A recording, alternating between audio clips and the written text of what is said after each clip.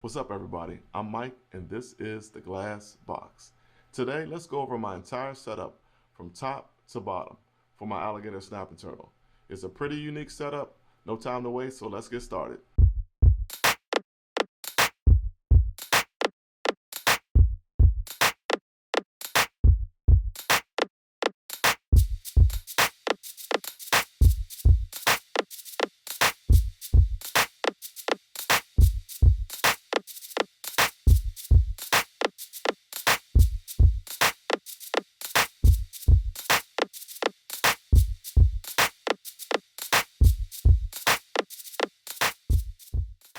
Okay, let's start at the top. These are Amazon Aquarium light hanging kit.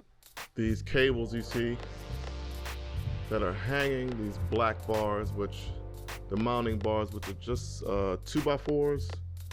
I use a router to smooth those 2x4s out a little bit. I have some zip ties for cable management.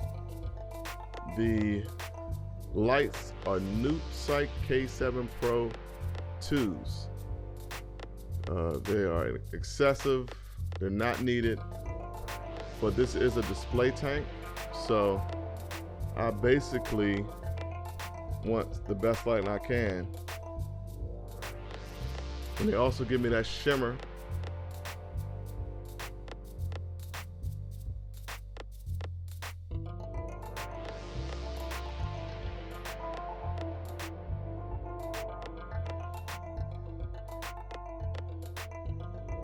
Next we have my cable tray. This gray box you see is a cable tray, part of my cable management system. It houses the AC adapters or power packs, whatever you want to call them. It has some extension cords and all the other wiring that basically you don't know what to do with. It's all hidden in there. It's a bit of an eyesore, but it looks better than having the wires all over the place. So that's my cable management system. It's like a few extension cords and all the wiring for the K7 Pro 2s. Next we have the glass lids. I have 6 glass lids, or 3 parts. Each section contains 2 glass pieces, which controls the humidity. So I have, you will have problems with humidity with a tank this big, so this pretty much fixes my humidity problems altogether. Okay, and it does take away from some of the lighting, of course, with all that condensation or whatever, but if I really want to get a good shot, I'll remove the glass just to get some good, color or whatever if I'm filming. The tank itself is a Custom Aquarium's 500-gallon fish tank. The dimensions are 84 long, 30 inches high, 48 inches deep. It's a peninsula style tank, 3 sides viewable, of course. The glass thickness is 5/8. Glass clarity, regular glass clarity.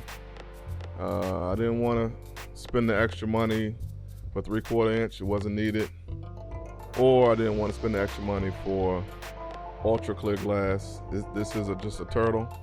Maybe if it was a reef tank, I probably would have stepped up my game a little bit, but I'm happy with it. Clarity is fine. Love the tank. And here is my air stone / heater. Okay, I have 2 temperature probes tucked behind there. It's mounted with suction cups that I came up in zip ties. I drilled out those holes. The air stone is basically at the bottom. I have it hanging on. There's a zip tie there so it doesn't fall through. It's like a 2-inch air stone or something like that. It's pretty big. I don't know if you can see it. It's at the bottom though. I have 2 of these air stones in the tank. The heater, the titanium heater, is in there too. 300-watt titanium heater. Basically, I'm trying to make it turtle proof, but she found a way to tear it down already. That's my intake tube, that leaning tube, that black tube there, the first one. Hard pipe inside the tank. The turtle has moved them, of course. Nothing is glued together, it's just pushed together there. The fittings are just hand tight.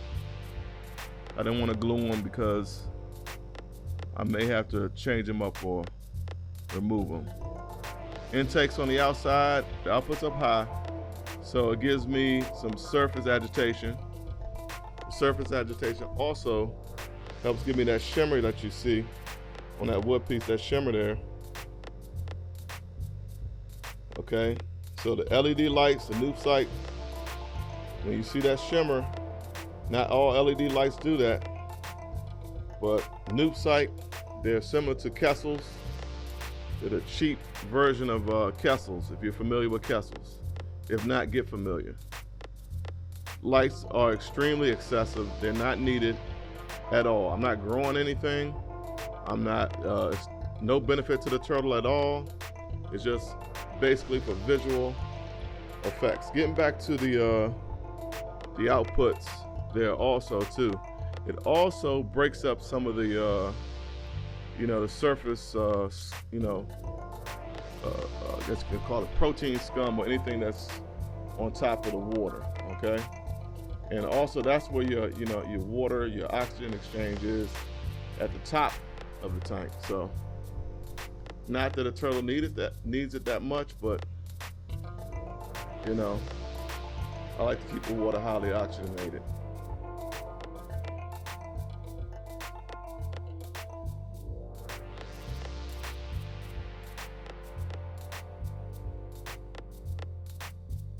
Here's the other heater.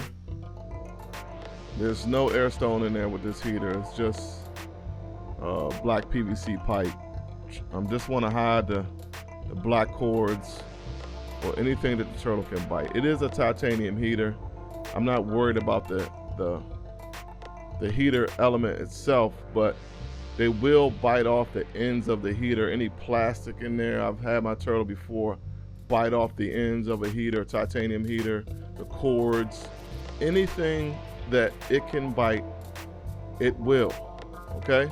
Expect it to be bitten, especially on a larger turtle. It doesn't matter so much when they're smaller, but as they gain size, it doesn't take much for them to destroy, bite, eat, or just be destructive. Here's the other air stone. As you can see, the airline tubing comes up there, and it's routed by suction cups all the way around to the back of the tank.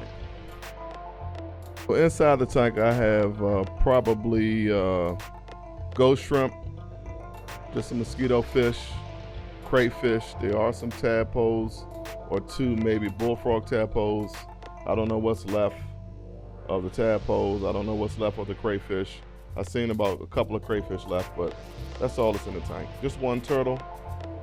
One turtle. The turtle basically is the only thing I really care about. Everything else is just for visual, to add some movement to the tank. The mosquito fish and some other things, but other than that, only thing I care about keeping is my princess. Almost all the driftwood is loose. The turtle moves it around at will, so I'm not scaping or anything like that. I just let the turtle do whatever. She moves around everything, except for these two big pieces right here. They are mounted to a big piece of slate on the bottom that I purchased. One more thing about the driftwood, I have these two pieces coming up right here. I had that screwed in. I use stainless screws to screw in some of the driftwood to give that little arching effect, just for a resting spot for the turtle.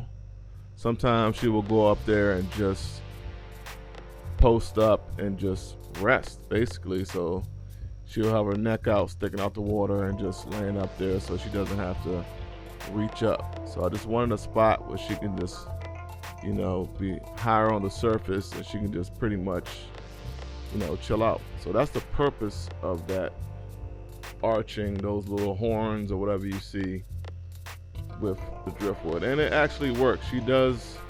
I come down, especially at night, she'll be up there just hanging out. Sometimes her head fully out of the water. just chilling. Like, the reason why I chose to put this slate and this rock on the bottom is strictly for the alligator snapper. It's nails, basically. Before I put them in the tank, the nails were a little bit longer. They do help with wearing down the turtle's nails. If not, you can take the turtle out and file them down or step them yourself. Here is the back side of my filtration setup. 1-inch bulkheads, also from Bulk Resupply. I have a 90 1-inch, I guess that's going to be for, it's a barbed tubing. It's also threaded on that side. Goes down to my 2 Fluval Fx6s, okay? I have 2 Fluval Fx6s, and that's it. I have 2 Fluval Fx6s. They are pretty much enough for a tank. I only have 1 turtle. I don't have a whole lot going on, but they are pretty messy, and it creates enough water movement that it's not too much for the turtle, and it's enough for filtration. I do have to stir up the water and the gravel, you know, once a week just to get all that stuff. Okay, I do not like Fluval's tubing. It's very fragile. It restricts water flow with all the ridges in the tubing, if you know that. So if you can hard pipe it or use pond tubing, I wish I used black pond tubing, but I was being cheap and went to Home Depot. This is an 8-foot stand, 7-foot long tank. So I have a foot here of space that I use to drill my tubing. I created those holes that go straight down to the filtration. That's my noisy air pump. I need to change my air pump. It's very noisy. I'm running two big air stones, which I showed you, covered by PVC, black PVC inside the tank. Stand is made by me, made out of 2x4s, 4x4s, 2x6s. Okay, 2x6s. I only have 2 doors on the back side of the stand. It's wrapped in a black gloss car wrap, like a regular car wrap. It's okay. I wish I would have used maybe melamine as the wood and then came back and wrapped it. I could have got a smoother wrap. There are some wrinkles in it. I never used car wrap before, but it'll do. I may wind up redoing the wrap, but it looks good. It looks okay. Let me say it looks okay. All right, I only have two doors to access my 2 FX6s on each side of the tank. And let me go right to that right now and show you what that looks like.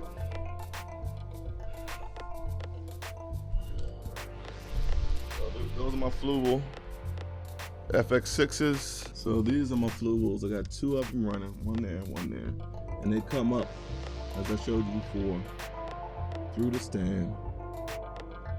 4-hole saw holes and just brought them down here.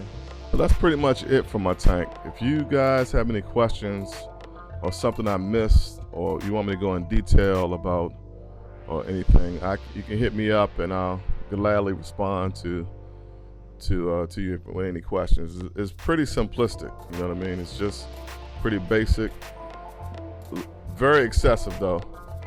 You can take care of these turtles a lot cheaper, you know what I mean? But this is a display tank, and what I chose to do. Do you?